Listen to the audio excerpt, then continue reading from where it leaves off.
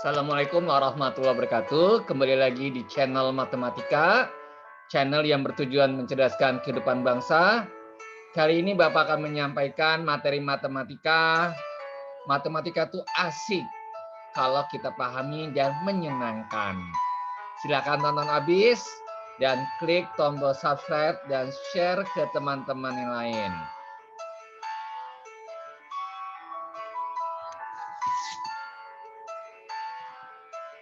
Kali ini Bapak akan menyampaikan materi matematika kelas 8. Ya, Ananda sudah siap belajar dari rumah? Tetap jaga protokol kesehatan, tetap pakai masker, tetap jaga jarak, dan sering-sering cuci tangan. Bapak selalu mendoakan Ananda selalu diberikan kesehatan oleh Allah, selalu diberikan keberkahan, dan diberikan rahmat dari Allah Subhanahu wa Ta'ala. Bersama Bapak Hidayatullah SPD, SMP Islam Al-Azhar 25 yang kita cintai. Mudah-mudahan Ananda kelak nanti kembali lagi ke gedung SMP Islam Al-Azhar 25 Tangerang Selatan setelah COVID-19 ini berlalu. Kita selalu doakan mudah-mudahan bangsa ini, bangsa kita dijauhi dari wabah penyakit COVID-19. Mari anak-anak kita berdoa sebelum memulai pelajaran. Rabbi zikni ilma warzuqni fahma.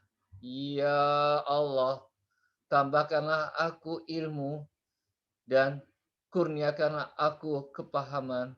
Amin ya rabbal alamin.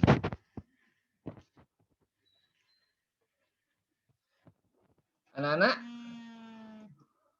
kita mulai dengan materi relasi dan fungsi. Pak Guru, apa sih arti relasi dan fungsi? Relasi dan fungsi ini adalah pasangan anggota himpunan. Sebelum kita masuk ke dalam materi relasi dan fungsi, baiknya Bapak akan menyampaikan tentang keterkaitan imtak, ya, yaitu pada surat Az-Zariyat ayat 49. Tolong dilihat anak-anak ya. Wa min kulli syai'in khalaqna zaujani la'allakum tazakkarun. Dan segala sesuatu kami ciptakan berpasangan-pasangan supaya kamu mengingat kebesaran Allah. Surat Az-Zariyat ayat 49. Jadi materi ini ada kaitannya dengan Al-Quran, yaitu pada surat Az-Zariyat ayat 45 tentang Allah menciptakan kita berpasang-pasangan supaya kita selalu mengingat kebesaran Allah. Ya, di sini ada kata-kata kebesaran Allah. Jadi kita mudah-mudahan mempelajari matematika dengan topik relasi dan fungsi dan kita selalu bisa mengingat kebesaran-kebesaran Allah. Oke anak-anak, sekarang Bapak ambil dari contoh kehidupan sehari-hari. Tolong dilihat di layar, relasi dan fungsi dalam kehidupan sehari-hari. Bapak berikan contoh-contoh di dalam sikap dan tingkah laku manusia. Coba dilihat, di sebelah kiri adalah himpunan daerah asal, sedangkan yang di sebelah kanan adalah himpunan daerah kawan atau hasil. Nah, coba dilihat, di sebelah kiri ini adalah himpunan tentang perbuatan manusia. Coba dilihat, di sini ada sodokoh, ada mencuri, ada memfitnah, ada membaca Quran, jujur, dan guling. Dan di sebelah kanan adalah pahala dan dosanya adalah ganjarannya. Jikalau kita sering-sering bersedekah, kita akan mendapatkan pahala dari Allah. Namun kalau kita mencuri, kita dapat ganjaran dosa. Kalau kita sering memfitnah, kita juga mendapatkan ganjaran dosa.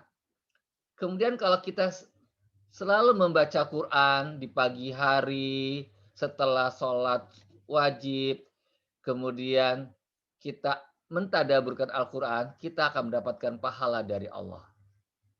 Kemudian kita memiliki sifat jujur. Sifat jujur ini kita juga mendapatkan pahala dari Allah. Lihat nih kursornya, jujur mendapatkan pahala dari Allah. Namun kalau kita sering ngebully adik kelas, kita akan mendapatkan ganjaran dosa. Ini perbuatan-perbuatan yang tercela, perbuatan tidak baik. Jadi, sedekah, kemudian membaca Quran, sifat yang jujur, selalu mendapatkan pahala dari Allah, dan ini adalah sifat-sifat yang sangat-sangat baik dan perlu dipertahankan. Namun kalau mencuri, memfitnah, bullying, itu mendapatkan ganjaran dosa dan ini adalah perbuatan yang tercela. Anak-anak, tolong dihindari sifat-sifat daripada memfitnah, kemudian mencuri, dan sebagainya.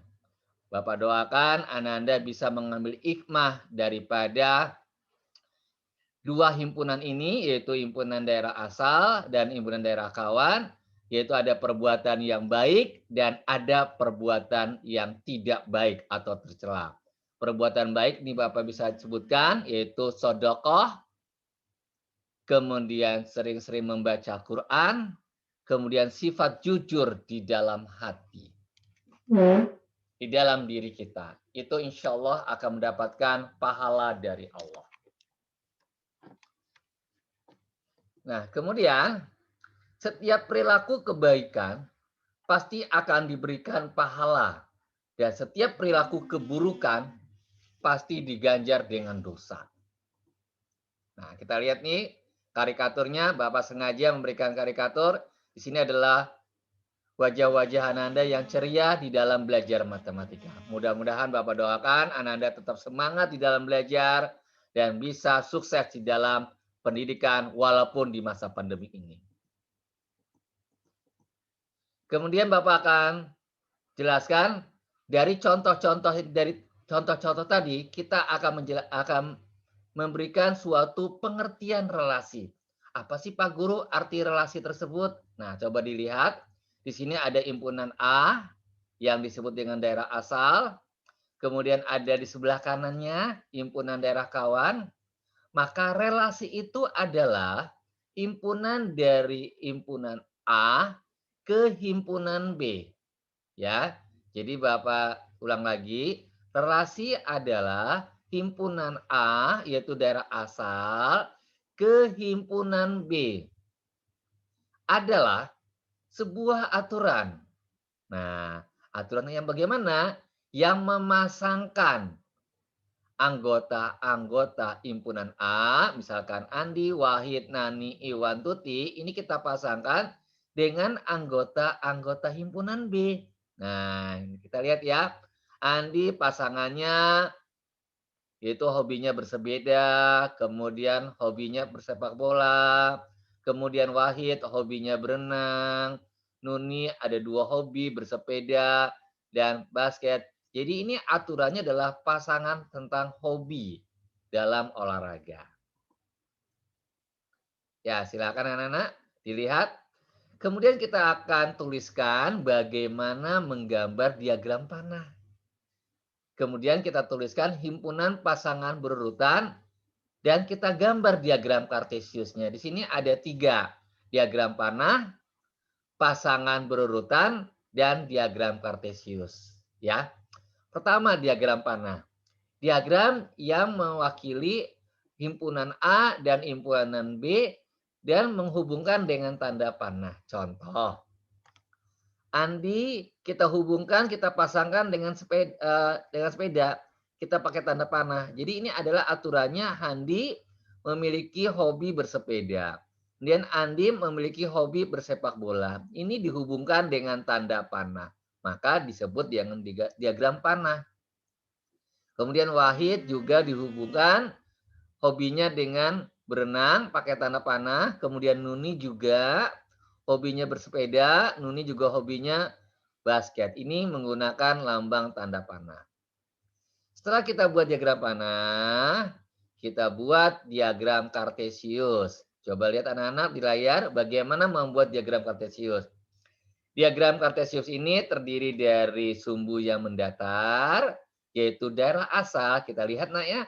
Andi, Wahid, Nuni, Iwan, Tuti ini ada di sumbu mendatar. Andi, Wahid, Nuni, Iwan, dan Tuti. Kemudian daerah kawan yang di sebelahnya ini kita letakkan pada sumbu vertikal atau sumbu yang tegak.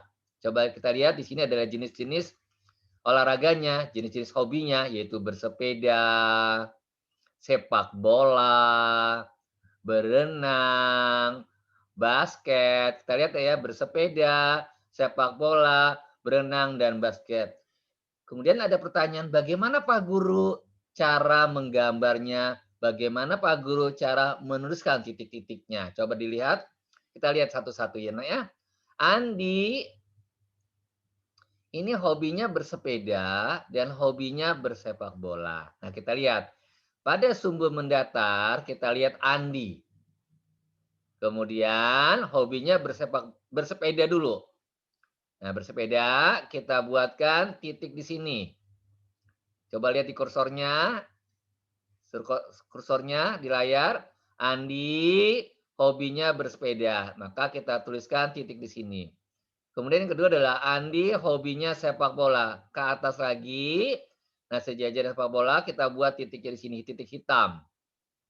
Nah, inilah Andi hobinya bersepeda, Andi hobinya sepak bola. Dengan kita membaca grafik tersebut, kita bisa mengartikan bahwa Andi ini hobinya dua, bersepeda dan hobinya sepak bola. Itulah manfaatnya menggambar diagram kartesius. Dengan kita membaca diagram, kita bisa mengartikannya, nak ya. Kemudian Wahid, hobinya berenang. Kita lihat, Wahid hobinya berenang. Oh, ternyata di atas. Kita tuliskan titik hitam di atas, titiknya ya. Kemudian Nuni, hobinya bersepeda dan hobinya basket. Kita lihat di Nuni, ke atas. Kemudian bersepeda, kita buat titik di sini, nak. Kemudian ke atas, yaitu basket. Jadi ini bisa kita artikan Nuni itu punya dua hobi, yaitu bersepeda dan basket. Begitu seterusnya. Setelah kita buat diagram panah, kita buat diagram kartesius, kita tulis bagaimana menuliskan himpunan pasangan berurutan. Pasangan berurutan ini itu kita buat kurung kurawa. Di dalamnya adalah Andi, bersepeda. Artinya adalah Andi ini di daerah asal, sedangkan bersepeda adalah hobinya. Nah, itu pada daerah kawan. Jadi ini pasangan. Pasangan daerah asal dan pasangan daerah kawan atau hasil. Andi ini punya hobinya bersepeda. Andi ini punya hobinya sepak bola. Wahid itu punya hobinya berenang. Nuni itu punya hobinya bersepeda. Nuni itu hobinya basket. Jadi Nuni ada dua hobinya. Bersepeda juga dan Nuni juga hobinya basket. Kemudian Iwan hobinya sepak bola. Tuti hobinya berenang. Nah, dari contoh-contoh di atas kita sudah tulis bagaimana himpunan pasangan berurutan. Ya, Bapak lihat anak-anak sudah bisa memahaminya dengan jelas. Mudah-mudahan Anda bisa sukses di dalam memahami pelajaran relasi dan fungsi. Tuh, kita lihat di sini ada karikaturnya. Kemudian ini adalah fungsi atau pemetaan. Apa sih Pak Guru fungsi pemetaan itu? Sebenarnya fungsi atau pemetaan itu adalah relasi juga. Relasi yang punya aturan khusus. Coba dilihat. Gambar pertama, di sini ada daerah himpunan A dan ada daerah himpunan B. Masing-masing anggota kita pasangkan. Satu pasangannya 5, dua pasangannya 6, tiga pasangannya 7. Kita lihat nah ya keterangannya. Gambar pertama adalah contoh fungsi. Kenapa Pak Guru contoh fungsi? Karena seluruh anggota domain itu daerah asal, mempunyai pasangan. Coba kita lihat gambarnya. Ya, Ini adalah daerah asal, domain. Contoh, anggotanya yaitu angka 1, angka 2, angka 3. Kita lihat semuanya punya pasangan. Satu ada pasangannya ke-5, 2 ada pasangan yang ke-6, 3 ada pasangan ke-7. Artinya ini memenuhi syarat daripada fungsi, yaitu aturannya semua anggota-anggotanya daerah asal memiliki pasangan. Berarti gambar yang pertama kesimpulannya fungsi. Nah, bagaimana Pak Guru contoh kedua? Coba dilihat. Contoh kedua ini daerah domain atau daerah asal itu angka 2 ada pasangannya, angka 3 ada pasangannya, namun angka 5 belum ada pasangannya. Jadi salah satu anggota di domain atau daerah asal belum punya pasangan, maka ini belum memenuhi syarat daripada fungsi. Kesimpulannya gambar kedua bukan fungsi ya nak ya. Kenapa bukan fungsi? Alasannya adalah karena ada satu anggota, yaitu angka 5 pada daerah asal atau domain tidak dapat pasangan. Nah, mengerti anak-anak ya? Mudah-mudahan anak-anak paham dan sukses di dalam mempelajari matematika. Matematika tuh asik dan menyenangkan. Oke, gambar 3 dan gambar 4. Nah, gambar 3 kita lihat. Oh, ternyata Pak Guru cuma satu anggota saja punya pasangan. Tuh, punya pasangan. Namun angka yang di atas dan di bawah belum punya pasangan. Ini bukan fungsi. Karena syarat fungsi adalah semuanya, setiap anggota harus punya pasangan ke daerah kawan atau daerah hasil. Kemudian yang 4, Pak Guru, yang keempat semuanya punya pasangan. Angka 2 punya pasangan, angka 3 punya pasangan, angka 4 punya pasangan. Kenapa bukan fungsi Pak Guru? Karena angka yang di bawah atau anggota himpunan A yang di bawah itu angka 4 punya pasangan 2, yaitu ke-8 dan ke-12. Ini tidak boleh, Nak. Dia punya pasangannya cuma satu. Jadi aturan fungsi atau pemetaan setiap anggota daerah asal atau domain harus punya tepat satu pasangan. Kalau seperti ini nggak boleh, Nak ya. Angka 4 ini punya 2 pasangan. Ini menyalahi aturan fungsi. Maka kesimpulannya adalah gambar keempat adalah bukan fungsi. Alhamdulillah anak-anak sudah mengerti. Bapak lihat anak-anak itu sudah memahami konsep apa sih Pak yang namanya fungsi, apa sih Pak yang bukan fungsi. Insya Allah anak-anak paham. Nah ini adalah latihan. Silakan ditulis di buku tulis, kemudian dikerjakan, nanti kita kirim ke Google Classroom. Nah, anak-anak, kita sudah selesai. Silakan di-share dan di-subscribe. Ya, mudah-mudahan bermanfaat bagi kita semua. Dan Bapak akhiri dengan billahi taufik wal hidayah. Wassalamualaikum warahmatullahi wabarakatuh.